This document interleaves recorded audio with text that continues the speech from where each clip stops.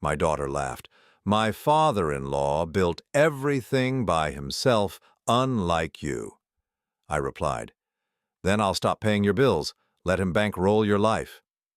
She went silent, eyes wide, and whispered, Wait, what bills? I'm glad to have you here. Follow my story until the end and comment the city you're watching from so I can see how far my story has reached.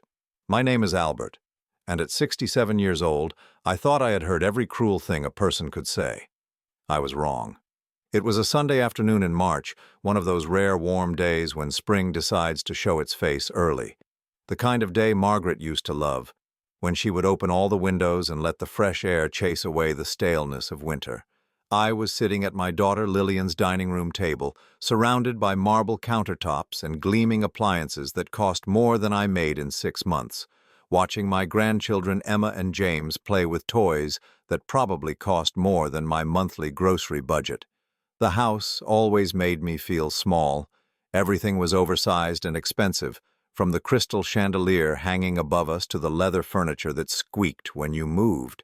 It smelled like expensive candles and cleaning products, nothing like the warm scent of home-cooked meals and lived-in comfort that Margaret had created in our little house all those years ago. Dad, you really should think about doing something with your life, Lillian said, her voice carrying that particular tone she had developed since marrying Richard. Sharp, dismissive, like she was speaking to a child who couldn't quite grasp simple concepts. She was cutting into her perfectly prepared roast, each slice precise and deliberate. I mean, you're only 67, Harold is 68, and he's still building houses, expanding his business every year. Harold, Richard's father, sat across from me with that smile he always wore when someone brought up his success. His wife, Victoria, nodded approvingly, dabbing at her lips with a cloth napkin that probably cost more than my entire dinner service. That's right, Harold said, leaning back in his chair. Just last month I bought another 20 acres for development. Can't slow down, you know. The world doesn't wait for anyone. I took a bite of my food, chewing slowly. The roast was perfect, expensive, but it tasted like nothing.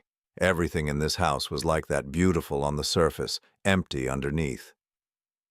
Your father has always been different, Victoria chimed in, her voice syrupy with false sympathy. Some people are just more relaxed about achievement. Relaxed about achievement. That stung more than it should have. I thought about the calluses on my hands from 43 years of maintenance work, the ache in my back from crawling under sinks and fixing broken heating systems, the nights I worked a second job stocking shelves just to make ends meet after Margaret died. Dad's always been lazy compared to Richard's family, Lillian continued, and my fork stopped halfway to my mouth. I mean, Harold built his entire empire from nothing. He owns 3 companies now, and Dad just fixed things for other people his whole life. Emma, my 8-year-old granddaughter, looked up from her plate with curious eyes. Grandpa Albert, why didn't you build companies like Grandpa Harold? The innocence in her question made it hurt worse. These children were learning to see me as the lesser grandfather, the one who hadn't achieved anything worth talking about. James, only 6, nodded along with his sister, already absorbing the lesson being taught at this table. Some people just don't have that drive, Richard said, cutting into his meat with unnecessary force. It takes a special kind of person to build something from nothing. I set my fork down and looked around the table. 9 people, including myself, and I felt more alone than I had since Margaret's funeral. The conversation continued around me, with Harold describing his latest business acquisition and Victoria discussing their upcoming trip to Europe. Lillian hung on every word, her eyes bright with admiration for the life she had married into. Dad, you could learn something from Harold, Lillian said, turning her attention back to me. Maybe it's not too late to start something. Harold always says it's never too late to stop being lazy and start achieving something meaningful. There it was again. Lazy. The word settled in my chest like a stone. I thought about the envelope I'd hidden in my truck, the one containing copies of 8 years' worth of bank statements, $3,200 every month for her mortgage, $450 for her insurance, $600 for utilities, $2,800 for the children's private school, $700 for her car payments, $7,750 every month for 8 years, $93,000 every year, $744,000 total.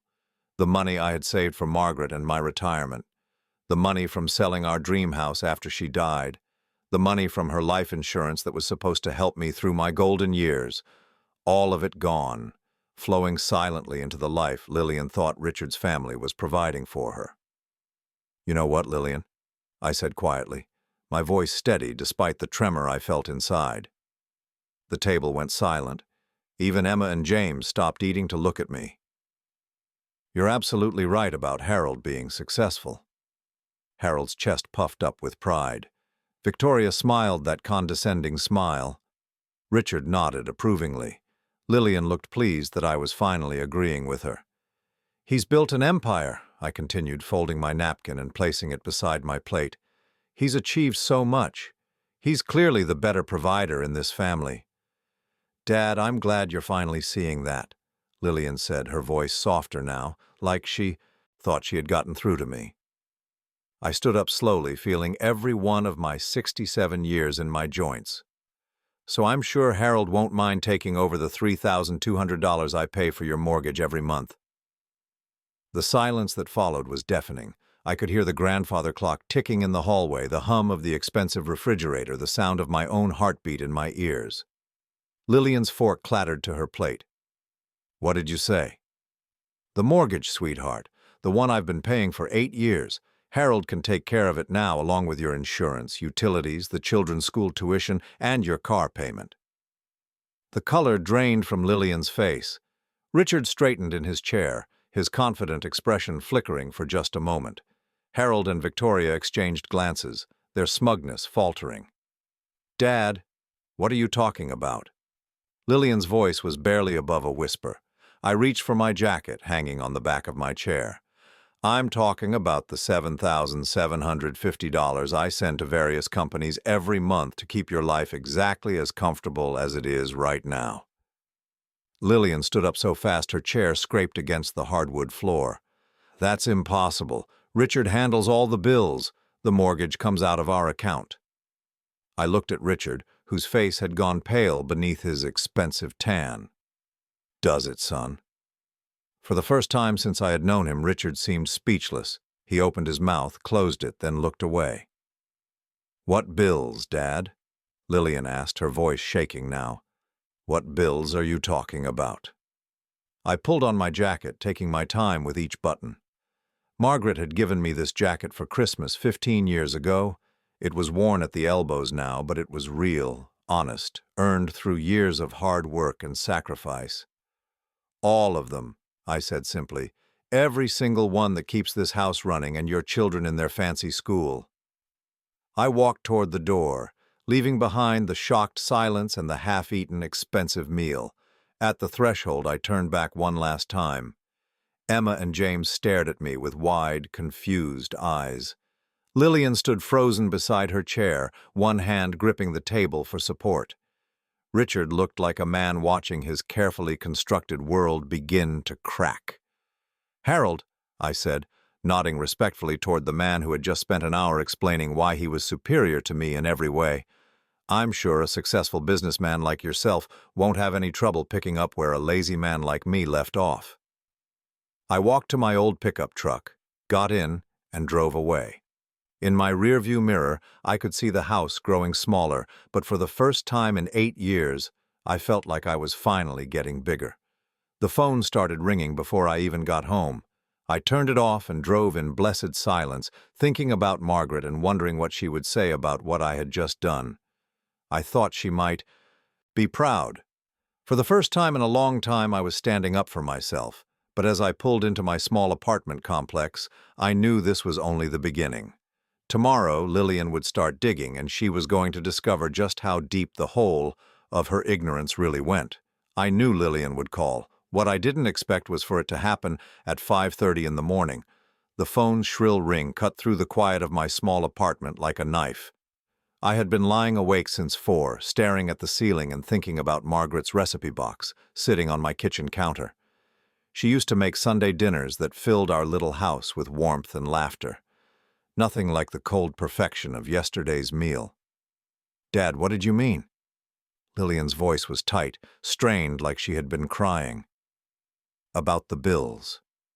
"What did you mean about the bills?" I sat up slowly, my back protesting after a restless night. Through my bedroom window I could see Mrs. Chen in the apartment across the courtyard, already tending to her small garden. She waved when she saw me, and I waved back. Simple kindness. I had forgotten how good that felt. "Good morning to you too, sweetheart." "Don't give me that," she snapped, then caught herself. "Please, Dad, just tell me what you meant. Richard is acting strange and won't give me straight answers. I've been up all night trying to understand what you said." I walked to the kitchen and put the coffee on. The morning ritual Margaret and I had shared for 26 years before cancer took her away. The familiar sounds of water heating and coffee brewing were comforting in a way Lillian's marble and granite palace could never be. "What did Richard tell you when you asked him about it?" A long pause. "He said you were confused, that you're getting old and maybe your memory isn't what it used to be." I almost laughed. Richard was smooth, I had to give him that. "My memory is fine, Lillian. Crystal clear, actually." "Then explain it to me, please." I could hear desperation creeping into her voice, and despite everything, it tugged at my heart. She was still my little girl, the one who used to crawl into bed with Margaret and me during thunderstorms, the one who insisted on helping me fix things around the house, even though she was too small to hold the tools properly. "Your mortgage payment is $3,200 a month," I said quietly. "It comes out of an account I set up 8 years ago. The payment is automatic, every 15th of the month. That's impossible. Richard showed me our bank statements. Our mortgage comes out of our joint account." "Check your statements again, sweetheart. Really check them. Look at the dates, the amounts." I heard papers rustling in the background, drawers opening and closing. She was in Richard's office, I realized. The place he had told her she didn't need to worry about because he handled all the complicated financial stuff. "Dad, I'm looking at our mortgage statements right now. They show payments coming from our account every month." "What's the account number on the statements?" More rustling papers. A long silence, then, in a voice barely above a whisper, "I don't understand. This isn't our account number." I closed my eyes, feeling the weight of 8 years of deception settling between us like a mountain. "Keep looking, Lillian. Check the property insurance, the utilities, the children's school payments." The silence stretched on for several minutes. I could hear her breathing getting faster, more shallow. Then she started making small sounds like someone trying not to cry. "Dad?" she whispered finally. "None of these account numbers match our bank account." "No, they don't." "But if you're paying all of this—" Her voice trailed off. I could almost hear her mind working, putting together pieces of a puzzle that Richard had spent years keeping her from seeing. "What else am I paying for, you mean?" "How much?" The words came out broken, barely audible. "How much are you paying?" I sat down at my small kitchen table, the one Margaret and I had bought second-hand 40 years ago. It was scarred and worn, but it was real. It had hosted countless meals, homework sessions, late-night conversations. It had been the center of our actual family life. $7,750 a month. The phone went silent except for Lillian's ragged breathing. "That's $93,000 a year, sweetheart. For 8 years. A sound escaped her that was part sob, part moan. $744,000. "You were always good at math." Oh my God, Dad, I had no idea. Richard handles everything. He said the payments were automatic from his family's trust fund. He said I didn't need to worry about money because his parents set everything up when we got married." I thought about Harold's smug smile at dinner, his speeches about building empires and never slowing down. I thought about Victoria's condescending remarks about my relaxed attitude toward achievement. They knew. They had always known. "Dad," Where did you get that kind of money? This was the question I had been dreading. The one that would hurt her the most. Your mother's life insurance policy was for $150,000. You used Mom's insurance money? That was just the beginning. I took a deep breath, tasting the bitter truth I was about to serve. After your first divorce, when you were struggling with Emma and James, I sold our house. The house on Maple Street, the one where I grew up. Your mother and I bought that house when we were 25. She planted every flower in that garden, chose every paint color, planned every room renovation. It was our dream house, the place we thought we'd grow old together. I could hear her crying now, soft, hiccuping sobs that reminded me of the little girl she used to be. I sold it for $280,000. Use that money to set up the account that pays for your life. Dad, no, please tell me you didn't. I've been living in this apartment for 8 years, Lillian. 8 years in a place that smells like other people's cooking and has walls so thin I can hear my neighbors sneeze. I did it so you could live in a house that looks like something from a magazine. Why didn't you tell me? Her voice was raw, broken. Why didn't you tell me you were doing this? Because you were happy.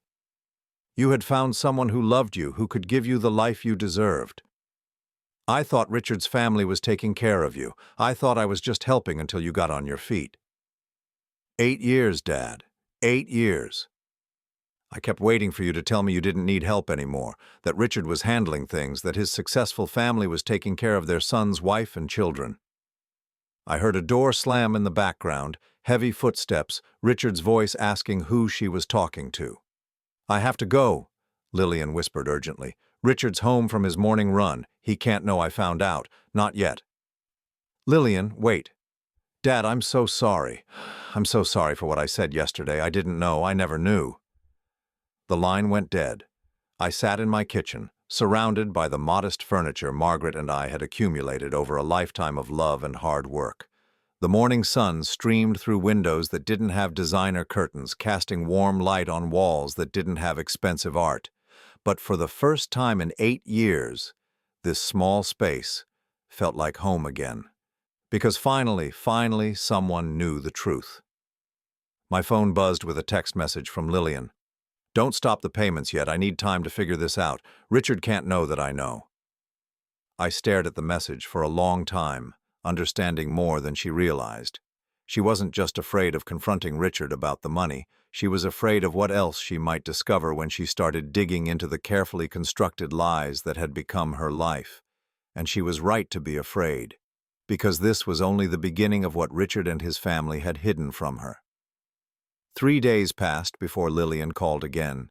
3 days during which I went about my simple routine, morning coffee, reading the newspaper Mrs. Chen shared with me, tending to the small herb garden I had started on my fire escape. Margaret always said I had good hands for growing things. It was one of the few talents I had that didn't involve fixing what others had broken. When the phone finally rang, I was sitting in my worn recliner, the one Margaret and I had bought for our first apartment 45 years ago. It was ugly brown corduroy now, patched in several places, but it still held the shape of our bodies, the memory of countless evenings spent together. Dad, I need to see you. Lillian's voice was different now, hollow, like something fundamental had broken inside her. Can I come over? Of course, sweetheart. Richard thinks I'm grocery shopping. I told him I needed to get out of the house for a while.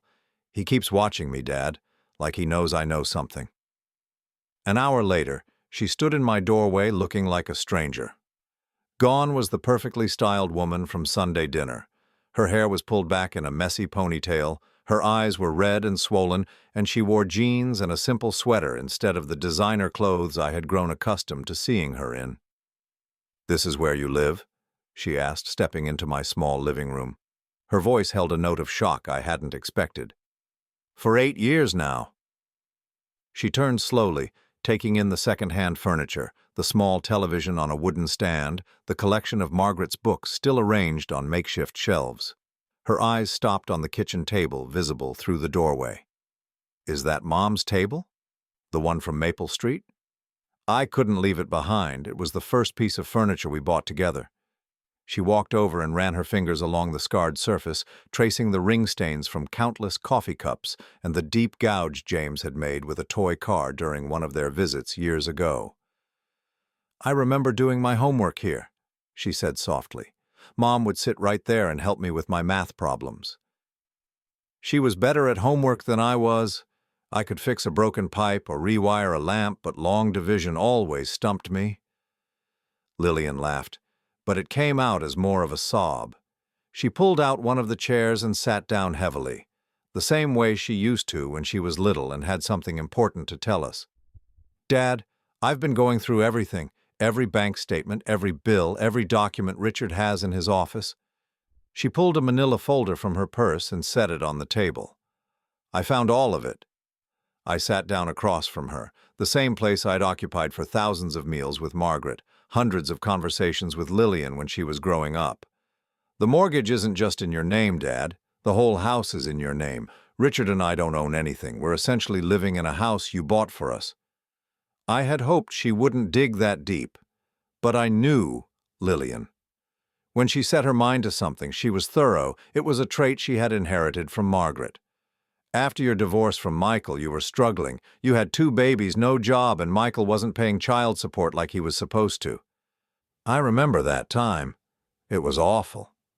I was so scared I was going to lose Emma and James, that I wouldn't be able to provide for them. You called me one night crying. It was 3 in the morning, and you said you had just put the babies to bed in an apartment with no heat because you couldn't pay the gas bill. Lillian closed her eyes, the memory clearly painful. I felt like such a failure. You weren't a failure. You were 23 years old with 2 babies and an ex-husband who had disappeared. You were doing the best you could. But you fixed it. You always fixed everything. I looked down at my hands, folded on the table between us. These hands that had worked so many jobs, fixed so many problems, signed so many checks. Your mother had a jewelry box. Do you remember it? The one with the ballerina that spun around when you opened it? She kept it on her dresser. Inside that box, she kept the pearl necklace her grandmother had given her. It was the only valuable thing she owned, passed down through 3 generations of women in her family. Lillian's face went pale. "Dad, please don't tell me you sold Mom's pearls." Not just the pearls, everything. Her wedding ring, her grandmother's brooch, the silver tea set her mother left her, all of it. The sound Lillian made was barely human, a low keen of pain that seemed to come from somewhere deep inside her chest. "That jewelry was supposed to go to you someday. Your mother talked about it all the time, how she would pass down her grandmother's pearls to her daughter, how you would wear them on your wedding day." "Oh God, Dad! Her wedding ring?" I kept one thing. I got up and walked to the small dresser by the window, opening the top drawer. Inside, wrapped in an old handkerchief, was a simple gold locket. "This was the first thing I ever gave your mother. I bought it with my first paycheck from the maintenance job at the hospital. It cost me $37, which was almost everything I had." I handed the locket to Lillian, and she opened it with trembling fingers. Inside were 2 tiny photographs, one of Margaret as a young woman, one of baby Lillian. "She wore this every day for 26 years, I said. "Even when she was sick, even during the chemotherapy when she lost her hair and felt like she wasn't beautiful anymore. She said as long as she wore this locket, she carried our love with her." Lillian was crying openly now, clutching the locket to her chest. "How much did you get for her jewelry?" $43,000. "And you used it all for me. For you and the children, for the security deposit on that first apartment you rented, for furniture, for groceries, for everything you needed to build a life for yourself." She looked around my small apartment again, seeing it with different eyes now. "And you moved here, to this place." "This place is fine, Lillian. It has everything I need. It's a 1-bedroom apartment in a building that smells like cabbage and has sirens going by all night long. The rent is $450 a month. That's important when you're sending $7,750 to someone else every month." She flinched at the number like it was a physical blow. "I've been living in a house that costs $6,000 a month while you live in a place that costs $450. You've been living in the life I wanted to give you, the life your mother and I dreamed you would have. But not like this. Not at the cost of everything you and Mom built together." I reached across the table and took her hand. It was soft, manicured, unmarked by work or worry. So different from Margaret's hands, which had been strong and capable, scarred from years of gardening and cooking and caring for our family. "Your mother would have made the same choice, sweetheart. She would have sold everything she owned to make sure you and the children were safe and happy." "Would she have wanted you to live like this? Alone in this tiny place, giving up everything so I could play house in a mansion I didn't even know I didn't own?" That was a harder question. Margaret had always been practical, sometimes more practical than I was. She might have drawn the line somewhere, set boundaries I had been too heartbroken and guilty to establish. "I don't know," I admitted. "But I know she would have wanted you to be happy." Lillian pulled her hand free and stood up abruptly, pacing to the window that looked out over the parking lot. "Happy? God, Dad, I haven't been happy. I've been living a lie." "What do you mean?" "Richard doesn't love me. His parents don't respect me. I'm just a prop in their perfect family picture, and the only reason they keep me around is because you're paying for everything." The bitterness in her voice cut me to the bone. "That's not true." "Isn't it?" She turned to face me, and I saw something in her expression I had never seen before, a hardness, an anger that reminded me of Margaret when she was fighting the cancer, fierce and uncompromising. "Richard married me 6 months after his trust fund was cut off for partying too much in college. His parents needed a respectable wife to rehabilitate his image, and I needed a father figure for Emma and James." "You told me you loved each other." "I thought I loved him, and maybe he thought he loved me too, but love doesn't involve lying about who's paying for your entire life." She sat back down, leaning forward with her elbows on the table. "Dad, I need you to tell me everything. Not just about the money, but about Richard, about his family. What do you know that I don't?" I looked at this woman, my daughter, and saw Margaret's determination in her eyes. She wasn't the fragile young mother who had called me crying 8 years ago. She wasn't the grateful bride who had thought she was marrying into security. She was someone I had never seen before, a woman who was ready to hear the truth no matter how much it hurt. "Richard knew about the money from the beginning," I said quietly. "His parents knew too." The last piece of her constructed world crumbled away, and I watched my daughter finally see her life for what it really was. The silence that followed my words was deafening. I watched as Lillian processed what I had just told her, her face cycling through disbelief, hurt, and finally settling on something I recognized from Margaret during her worst days in the hospital. A cold, calculating fury. "How long have you known?" Her voice was barely above a whisper, but it carried the weight of 8 years of deception. "I suspected something was wrong about 2 years after you got married." I got up and walked to the kitchen, needing something to do with my hands. I put the kettle on for tea, another ritual Margaret and I had shared. "Richard started asking me questions about your finances, about how much I was helping you." "What kind of questions?" "Innocent ones at first. He would mention how grateful you both were for my help with the temporary expenses while he got established in his father's business. He always made it sound like it was just for a few months until the trust fund kicked in or until his salary increased." I brought 2 cups of tea to the table, the same mismatched set Margaret and I had used for decades. Nothing like the fine china Lillian served tea in now, china that I had indirectly paid for. But the months turned into years, and Richard kept finding reasons why the help needed to continue. His father's business was restructuring. The trust fund was tied up in legal issues. His salary was being reinvested in the company. Lillian wrapped her hands around the warm cup, staring into the pale brown liquid. "When did you realize he was lying?" "About 3 years ago. I was at your house for Emma's 5th birthday party, and I overheard Harold on the phone in Richard's office. He was talking to someone about a new boat he had just bought, laughing about how he had gotten a great deal because the seller was desperate. I sat back down, the memory still bitter in my mouth. The boat cost $240,000, Lillian. More than I make in 4 years of retirement pension. He was bragging about paying cash for it. While you were sending us almost $8,000 a month? While I was eating peanut butter sandwiches for dinner and wearing the same 3 shirts to rotate through the week. She looked up at me sharply. Dad, you never told me you were struggling. What was I supposed to say? That I was working weekends at the hardware store to supplement my pension, that I hadn't bought new clothes in 3 years, that I was eating 1 meal a day some weeks to make sure there was enough money in the account for your mortgage? The cup trembled in her hands. You were starving yourself to pay for our life. I wasn't starving. That's dramatic. I was just being careful with money.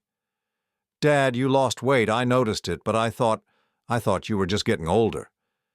I had lost weight, 37 pounds over the past 3 years, enough that my clothes hung loose and Mrs. Chen had started bringing me extra portions of the soup she made. But I hadn't wanted Lillian to worry, and I certainly hadn't wanted her to feel guilty about money I had chosen to give her. The real revelation came about 6 months ago, I continued. I was at the house for James's kindergarten graduation, and Victoria pulled me aside for a private conversation. What did she say? She thanked me. The memory made my jaw clench. She actually thanked me for being so generous with my contributions to your household. Lillian set her cup down with a sharp clink. She knew the whole time. She knew everything, sweetheart. She knew I was paying the mortgage, the insurance, the school tuition. She knew because Richard had told them from the beginning. What else did she say? I took a deep breath, remembering the condescending smile on Victoria's perfectly made-up face. She said she admired my sacrifice, that not many fathers would be willing to support their daughter's family so completely. She said Richard was lucky to have married into such a generous family. Generous family? Lillian laughed, but there was no humor in it. She made it sound like I came with a dowry. Then she said something that made my blood run cold.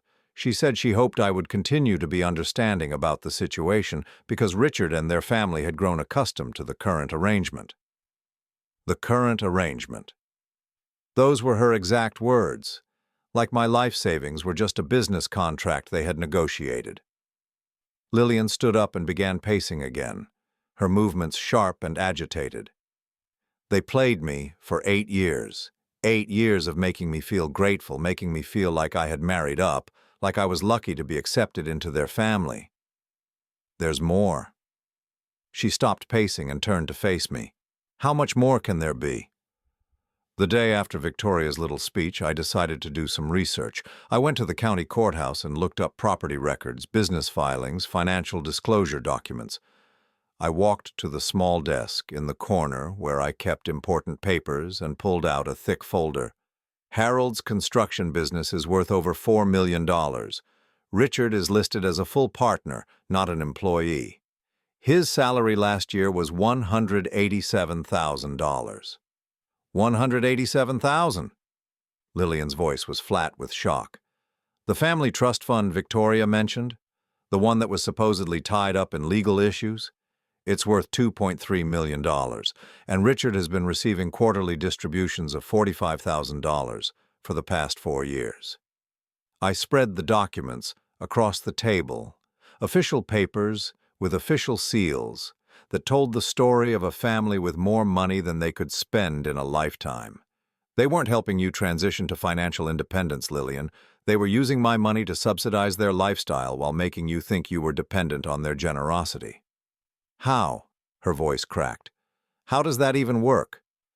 Every month, Richard takes money out of the family accounts. Money he tells his parents is going toward your household expenses, but instead of paying your bills, he puts that money into investments, luxury purchases, savings accounts. I pointed to one of the documents. 3 months ago, he bought $50,000 worth of stock. Last year, he purchased a $28,000 watch, all while I was paying your actual living expenses. He's been stealing from you. Not stealing exactly, more like money laundering. using my payments to free up his family's money for other things while telling you that their money was supporting you." Lillian sank back into her chair, her face pale. "The vacation to Tuscany last summer. Richard said it was a gift from his parents, a second honeymoon. Probably paid for with money he saved by not paying your mortgage that month. The children's ski lessons, Emma's dance classes, James's baseball equipment, everything Richard said was covered by the family budget. Everything Richard knew I was actually paying for." She buried her face in her hands. "I thanked him, Dad. I thanked him for being such a good provider. I told him how grateful I was that he took such good care of us. You had no way of knowing. I should have asked questions. I should have insisted on seeing the financial documents, on understanding how our life was being paid for. Richard made sure you didn't need to ask questions. He handled everything, kept you comfortable and ignorant, made you feel like finances were too complicated for you to understand. While they were all laughing at me behind my back. While they were all laughing at both of us. The foolish old man throwing away his retirement money and his naive daughter who never thought to look behind the curtain." Lillian looked up at me with tears streaming down her face. "Dad, I'm so sorry. I'm so sorry for what I said at dinner, for believing their lies about you being lazy, for not seeing what you were sacrificing for us. You don't need to apologize for being manipulated by experts. Yes, I do. Because somewhere inside I wanted to believe I deserved that life. I wanted to believe I had married someone successful, someone who could give me everything I never had growing up. You deserve better than what you had growing up. Your mother and I, we did our best, but we couldn't give you the things Richard's family could. You gave me love. You gave me security. You gave me parents who sacrificed everything for my happiness." She reached across the table and gripped my hand. "Richard's family gave me lies wrapped in expensive paper. What are you going to do now?" "I don't know. I don't know anything anymore." She wiped her eyes with the back of her hand. "I can't go back to that house and pretend I don't know. I can't smile at Victoria and thank Harold for his generosity. I can't let my children grow up thinking their grandfather is a failure while their other grandfather is a success, when the truth is exactly the opposite. You don't have to decide everything today." "Yes, I do." Her voice was stronger now, more determined. "Because every day I stay in that house, every day I let them continue this charade, is another day you're paying for my ignorance." She gathered up the papers, folding them carefully and putting them back in my folder. "Dad, I need you to stop the payments." "Are you sure? Do you have a plan?" "Not yet. But I know I can't build a real life on a foundation of lies and stolen money." She stood up and kissed my forehead, the way Margaret used to do when she was proud of me. "It's time for me to grow up and face the truth about the life I've been living." As she walked to the door, I called after her. "Lillian, be careful. People like Richard's family don't give up control easily." "I know, Dad. But I'm not the same woman who married Richard 6 years ago. That woman was desperate and grateful for any security she could find." She turned back to me with a smile that reminded me powerfully of Margaret. "This woman is your daughter, and your daughter doesn't run from fights." After she left, I sat in my quiet apartment and thought about Margaret. She would have been proud of Lillian today, proud of the strength I had seen in her eyes. But she would have been furious with me for letting the deception go on so long. Tomorrow, Lillian would go home and confront the people who had been using both of us for 8 years. And I would be here, ready to help her pick up the pieces when her carefully constructed world finally collapsed completely. I didn't hear from Lillian for 4 days. 4 days during which I went through the motions of my quiet routine while feeling like I was holding my breath underwater.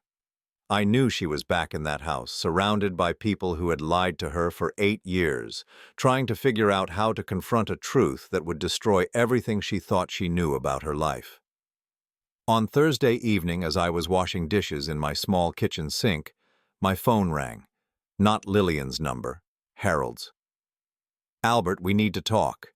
His voice carried the same commanding tone he used when discussing business deals, like he was accustomed to people jumping when he called. "About what, Harold?" "I think you know exactly what." Richard told me about your conversation with Lillian, about the things you've been filling her head with. I dried my hands slowly, taking my time. Margaret always said the person who stays calm in a fight usually wins it. I haven't filled her head with anything except the truth. The truth? Harold laughed, but there was no humor in it. The truth is that you've been enabling your daughter's dependency instead of teaching her to stand on her own feet. We've been trying to help her become independent. By lying to her about who pays for her life? By giving her the dignity of believing she was contributing to a partnership instead of being a charity case. The casual cruelty of his words hit me like a physical blow. Charity case. That's how he saw Lillian, how his entire family saw her. Not as Richard's wife, not as the mother of their grandchildren, but as someone they were doing a favor by allowing to exist in their orbit. Harold, I'm going to hang up now. Wait. His tone shifted, becoming more conciliatory. Look, Albert, I understand you're upset, but think about what's best for everyone here. Lillian is happy, the children are thriving, Richard loves his family. Why destroy all of that over money? Because it's built on lies. All relationships involve some level of discretion about financial matters. Victoria doesn't need to know exactly how much I spend on my golf membership. Richard doesn't need to burden Lillian with complicated family business arrangements. This isn't a golf membership, Harold. This is 8 years of deception about who's supporting her family. And what good will it do anyone for her to know? Will it make her happier? Will it improve her children's lives? Or will it just salve your wounded pride? That stung because there was a grain of truth in it. Part of me was angry about being dismissed as lazy and unsuccessful while unknowingly funding their lifestyle. But that wasn't why I had told Lillian the truth. She deserves to know reality from fantasy. Reality is that she has a beautiful home, healthy children, and a husband who adores her. Fantasy is thinking that destroying all of that will somehow make her life better. I was quiet for a moment, thinking about Lillian's face when she realized the extent of the deception, the pain, the betrayal, the way her whole world had shifted beneath her feet. Harold, are you going to tell her the truth about Richard's finances? What truth? That he's successful? That our family is well established? She knows these things. That he makes $187,000 a year plus quarterly trust fund payments of $45,000, that your family is worth millions, that every penny I send could easily be covered by what he makes in 6 weeks. Silence on the other end of the line. She's going to find out eventually, I continued. The question is whether you want to tell her yourselves or have her discover it the way she discovered everything else. You're making a mistake, Albert. Lillian isn't as strong as you think she is. This kind of upheaval, this kind of financial uncertainty, it could destroy her. What could destroy her is learning that the people she trusted most have been lying to her face for 8 years. Think about the children, Albert. Think about Emma and James. Do you really want to put them through their parents' divorce? Do you want to take them away from the only stable home they've ever known? And there it was, the threat I had been expecting. Harold wasn't just trying to protect his family's deception, he was threatening to make me the villain in whatever chaos followed. I'm hanging up now, Harold. Albert, if you continue down this path, you'll lose your daughter and your grandchildren. Is your pride worth that? I ended the call and sat down heavily in my recliner. Margaret's picture sat on the side table next to me, taken on our 20th wedding anniversary. She was laughing at something I had said, her eyes bright with joy and mischief. What would she tell me to do? The answer came to me immediately. She would tell me to protect our daughter, even if it meant protecting her from a comfortable lie. Margaret had never believed in sugarcoating reality. She had told Lillian about death when the goldfish died, about divorce when her friend's parents split up, about cancer when her own diagnosis came. Truth, even painful truth, was always better than beautiful lies. My phone buzzed with a text from Lillian. Can you come to the house tomorrow at 2 p.m.? It's time. I stared at the message for a long time before responding, Are you sure you're ready for this? Her reply came immediately, No, but I'm doing it anyway. The next afternoon, I pulled into the circular driveway of the house I had been paying for without ever truly seeing. It was even more impressive in the daylight, sprawling, expensive, designed to intimidate, the kind of house that announced its owner's success to everyone who passed by. Lillian met me at the door, and I barely recognized her. She was dressed simply in jeans and a sweater, her hair pulled back, no makeup. She looked younger somehow, more like the girl I remembered from before her first marriage fell apart.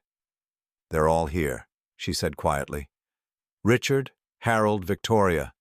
The children are at school." "How much do they know?" "Richard knows I found the financial documents. I told him I wanted to have a family meeting to discuss our household budget going forward." Her mouth curved in a bitter smile. "He thinks I want to renegotiate the terms of your support." I followed her through the marble foyer, past the expensive artwork and designer furniture that I now knew I had indirectly purchased. The irony wasn't lost on me. I was walking through a museum of my own financial sacrifice.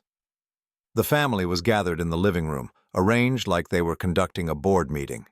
Harold sat in the largest chair, Victoria perched beside him on the sofa, Richard standing by the fireplace with his arms crossed. They all looked up when I entered, and I saw calculation in their eyes, not concern. "Albert," Harold said, standing to shake my hand, "thank you for coming. I think we can work through this situation in a way that benefits everyone." I didn't shake his hand. Instead, I sat down in the chair Lillian indicated, directly across from the family that had been using my grief and love as a personal ATM for 8 years. "Lillian tells us there's been some confusion about the financial arrangements," Victoria said, her voice dripping with false sympathy. "We want to make sure everyone understands how grateful we are for your temporary assistance during Richard's transition period." "Temporary assistance," I repeated. "Is that what we're calling 8 years now?" Richard cleared his throat. "Dad Albert, I want you to know how much I appreciate everything you've done for our family. It's been invaluable during these challenging economic times." Challenging economic times. I looked at Lillian, who was standing by the window with her back to us. "Richard, what was your salary last year?" "I don't see how that's relevant to this discussion." "Humor me." Harold leaned forward. "Albert, family financial information is private. I'm sure you understand." "Not when my family financial information has been funding your family lifestyle for almost a decade." I pulled out the folder of documents I had brought and set it on the coffee table between us. "Richard made $187,000 last year, plus quarterly trust fund distributions of $45,000. Harold's business is worth over $4 million. The family trust is worth $2.3 million. Victoria's composure slipped for just a moment. "How did you get access to private financial records?" "The same way any citizen can. Public records, business filings, tax documents. Amazing what you can find when you bother to look." Richard's face had gone pale. "Those numbers are misleading. There are expenses, business obligations, family responsibilities, like the $28,000 watch you bought last year or the $50,000 in stock purchases you made 3 months ago."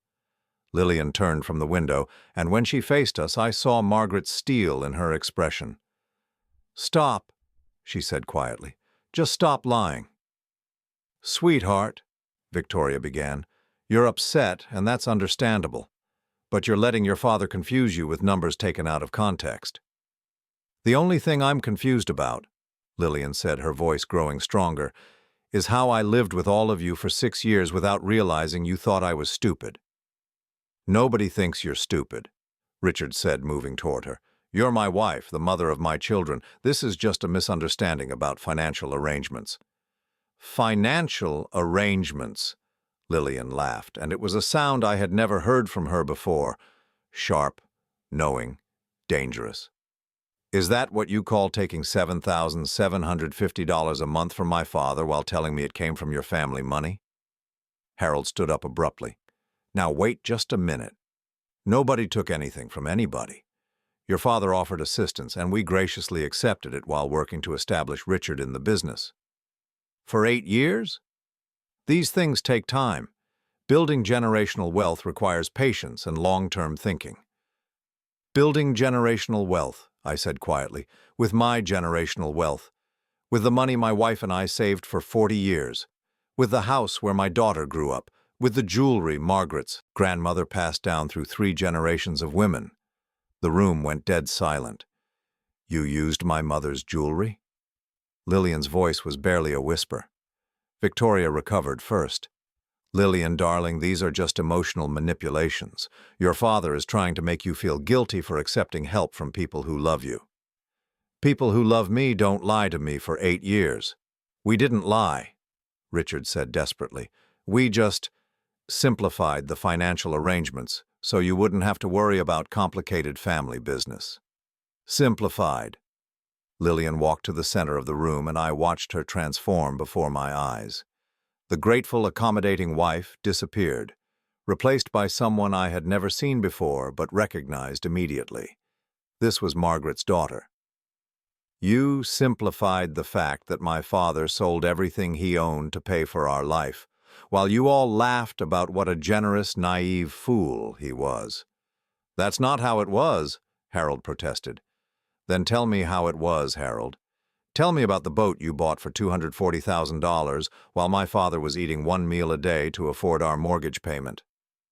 I felt something shift in the room, a subtle change in power dynamics. For 8 years, this family had controlled the narrative, controlled Lillian's understanding of her own life. Now she was taking that control back, and they didn't know how to handle it. Lillian, Victoria said carefully, you're obviously upset. Perhaps we should take some time to cool down and discuss this more rationally. I am being rational. For the first time in 8 years, I'm thinking clearly. She turned to face Richard directly. I want you to leave. What? Richard blinked in shock. I want you to pack your things and leave, tonight.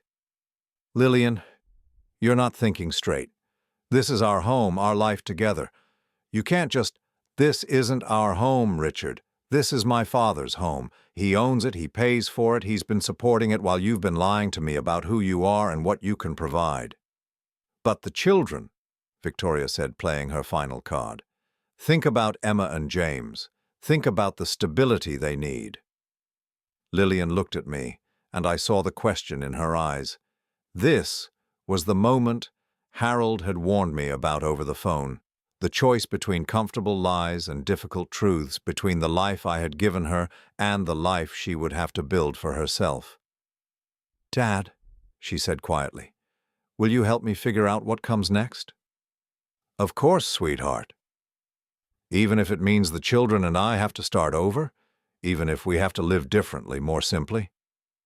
I thought about Margaret's recipe box sitting on my kitchen counter, about the meals we had shared at our scarred table, about the laughter that had filled our modest house on Maple Street. Real joy didn't require marble countertops. Especially then, I said. Lillian nodded and turned back to Richard's family. You have 1 hour to pack and leave, all of you. Lillian, you're making a terrible mistake, Harold said, his voice hard, now that persuasion had failed. You have no idea how to live without our support. You're right, she said calmly. I have no idea how to live without support. But I'm about to learn how to live without lies. As Richard's family filed out in stunned silence, I watched my daughter reclaim her life. It wouldn't be easy, it wouldn't be comfortable, but for the first time in 8 years it would be real. And that, Margaret would have told us both, was worth more than all the marble and crystal money could buy. 6 months later, I was standing in the kitchen of a modest 2-bedroom house on Elm Street, 3 blocks away from where Margaret and I had raised Lillian.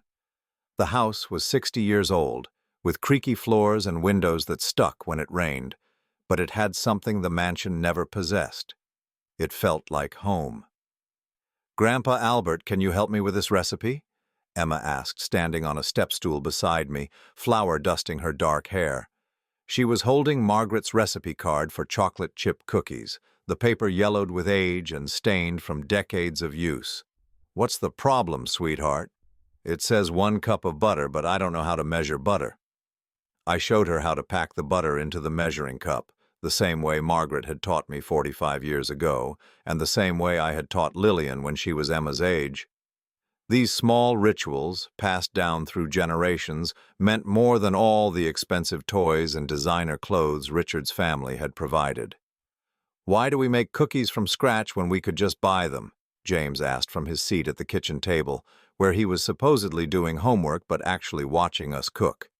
"Because homemade cookies taste like love," I said, repeating something Margaret used to say. "Store-bought cookies just taste like sugar." Through the kitchen window, I could see Lillian in the small backyard, hanging laundry on a line strung between two oak trees. She was wearing jeans and an old sweater, her hair tied back with a rubber band, and she was humming something under her breath. I hadn't heard her hum in years. The divorce had been finalized 3 months ago. Richard had fought it initially, claiming Lillian was having some kind of breakdown, but when she presented evidence of his family's 8-year deception, his lawyer had advised him to settle quickly and quietly. The custody arrangement gave Lillian primary custody, with Richard having visitation every other weekend. Visits that took place at his parents' estate, since he had moved back in with Harold and Victoria after the separation. The financial settlement had been complicated. Since the house was in my name and I had been paying all the expenses, there was very little marital property to divide. Richard kept his trust fund and his position in his father's business. Lillian kept her self-respect and her relationship with me. "Dad, can you set the table?" Lillian called through the screen door. "Dinner's almost ready." We were having pot roast, made in the same slow cooker Margaret and I had used for 20 years. Nothing fancy, nothing that required special ingredients or complicated techniques. Just good food made with care, shared around a table where everyone belonged. The kitchen table came from a second-hand furniture store, solid wood with mismatched chairs. Lillian and the children had painted different colors during a weekend project. It wasn't elegant, but it was sturdy and real, a place where we could gather without pretense or performance. "Can we light the candles?" Emma asked, pointing to the simple white candles in plain glass holders that Lillian had placed in the center of the table. "Of course." As I lit the candles, I thought about all the elaborate dinner parties I had attended at the mansion, with crystal glasses and silver flatware and conversations that felt more like negotiations than family discussions. This simple meal in this modest house with my daughter and grandchildren who finally knew the truth about their lives felt like a celebration. Lillian came inside, bringing the scent of autumn air and laundry soap. She had put on a little weight since the divorce. Color had returned to her cheeks, and the tension that had lived in her shoulders for years had finally disappeared. "How was work today?" I asked as we settled around the table. "Good. Busy." She had taken a job at a local real estate office, working as an assistant while she studied for her license. The pay wasn't much, but it was honest work that belonged entirely to her. "I think I'm going to pass the exam next month." "Of course you will. You've always been smart about everything except men."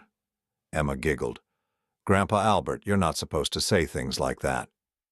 "Your grandfather is allowed to speak the truth in his own house," Lillian said, smiling, "even when the truth is inconvenient." The truth. It had become our family motto over the past 6 months. No more polite lies, no more convenient omissions, no more protecting each other from reality. It was sometimes uncomfortable, but it was clean. "Speaking of truth," I said, reaching into my pocket, "I have something for you."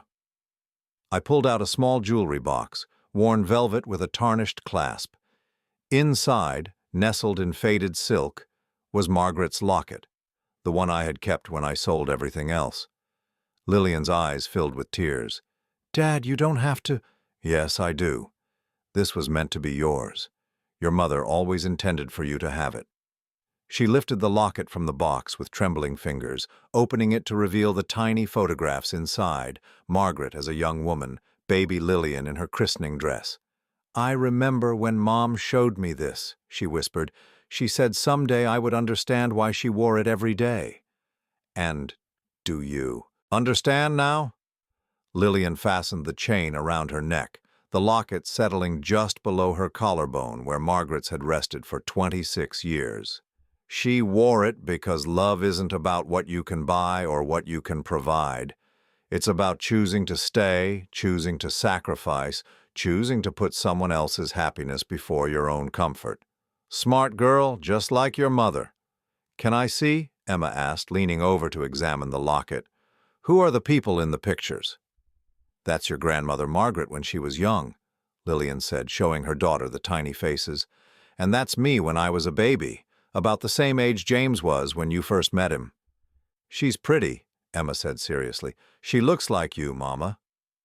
I hope so, sweetheart. As we ate our simple dinner, the conversation flowed naturally between homework and weekend plans and Emma's upcoming dance recital. Normal family topics discussed without the undercurrent of tension and performance that had characterized meals at the mansion. Grandpa Albert, James said, pushing peas around his plate, why don't we live in the big house anymore?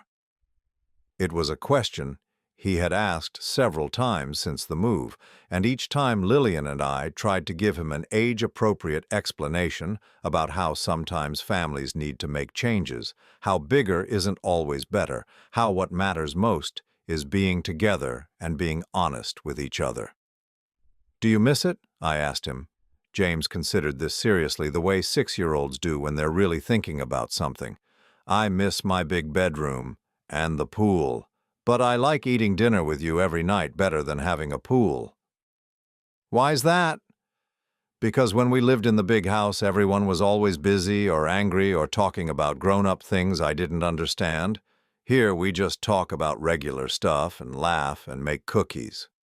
Out of the mouths of babes. The mansion had provided luxury, but this house provided something far more valuable: presence. Real attention, real conversation, real connection. After dinner, while Lillian helped the children with homework at the kitchen table, I sat in my recliner in the living room. The same ugly brown corduroy chair that had moved with me from the big house to the apartment to this new home. It was threadbare and patched, but it was mine, earned through years of honest work. The living room was small, furnished with a mix of second-hand finds and things salvaged from my apartment. Nothing matched, nothing was expensive, but everything belonged to us. On the mantel above the small fireplace sat photographs: Margaret and me on our wedding day, Lillian's high school graduation, Emma's first steps, James's kindergarten picture. Real moments, not posed perfection. My phone buzzed with a text message. Richard, can I pick up the kids an hour early on Friday? Family dinner at my parents'. I showed the message to Lillian, who was helping Emma with multiplication tables. What do you think? She asked. It's your decision. They're your children. She thought for a moment, then typed back. That's fine, but they'll need to be back by 8 p.m. for Emma's bedtime routine. No drama, no fighting, no using the children as weapons, just practical co-parenting with a man who was, for better or worse, still their father. Richard had been surprisingly gracious about the divorce once the initial shock wore off. I suspected his parents had advised him that a quiet settlement was better than a public exposure of their years of deception. Do you ever regret it? I asked Lillian after the children had gone to bed, and we were sitting on the front porch, sharing a cup of tea and watching the stars appear in the clear October sky. Regret what? The divorce? Moving out of the mansion? Finding out the truth? All of it. Your life is much harder now. You work full-time, worry about money, have to make decisions you never had to think about before. She was quiet for a long time, rocking gently in the wooden chair I had found at a yard sale and repaired myself. Dad, do you remember what it was like when Mom was sick? Those last few months when we knew the cancer was winning? Of course. Do you remember what she said about pain? About how physical pain was easier to bear than living a lie? I did remember. Margaret had refused the strongest pain medications because they made her confused, disconnected from reality. She said she would rather face death with clear eyes than live in comfortable delusion. She said the truth might hurt, but lies would kill you slowly from the inside. Lillian continued. I was dying slowly in that house, Dad. I was disappearing into someone else's idea of who I should be, someone grateful and decorative and ignorant. And now I know who I am. I'm a woman who works hard for what she has. who raises her children with honesty, who doesn't accept charity disguised as love. She reached over and took my hand. I'm your daughter, and Margaret's daughter, and that's something to be proud of. We sat in comfortable silence, watching Mrs. Patterson across the street tend to her flower garden under the porch light. This neighborhood was full of people like us. Working families, retirees, single mothers, elderly couples who had built their lives on love and labor rather than inheritance and privilege. Dad, there's something I want to tell you. What's that? I've been saving money. From my job, from cutting expenses, from being careful with every dollar. She pulled an envelope from her pocket. It's not much yet, but it's a start. Inside the envelope were $2,700 in cash and a handwritten note. Payment 1 toward a debt that can never be fully repaid, but will be honored for the rest of my life. Thank you for sacrificing everything so I could learn the difference between what I wanted and what I needed. Your grateful daughter. I tried to hand the envelope back to her, but she wouldn't take it. Lillian, you don't owe me anything. Everything I did because I love you. I know that. And everything I'm doing now, I'm doing because I love you too. Because you deserve to have someone take care of you for once, instead of always being the one who takes care of everyone else. I thought about Margaret, about how proud she would be of both of us in this moment. Her daughter, strong and independent and honest. Her husband finally allowing himself to be loved in return. There's something else, Lillian said. I've been thinking about Thanksgiving, about starting some new traditions. What kind of traditions? The kind where we make dinner together, where the children learn your stories and Margaret's recipes, where we give thanks for what we actually have instead of what we think we deserve. I looked at this house, small and imperfect and real. I thought about my daughter, working hard and building a life based on truth instead of comfortable lies. I thought about my grandchildren, learning that love means presence, not presents. I think your mother would like that very much, I said. As we prepared to go inside, Lillian stopped and looked back at me. Dad, do you know what the best part is about living here? What's that? When I wake up in the morning, I know exactly where I am, how I got here, and who I am. For the first time in 8 years, I'm not confused about my own life. Inside the house, I checked on Emma and James, both sleeping peacefully in their small shared bedroom. Their toys were second-hand, their clothes came from discount stores, and their lives were infinitely richer than they had been in the mansion.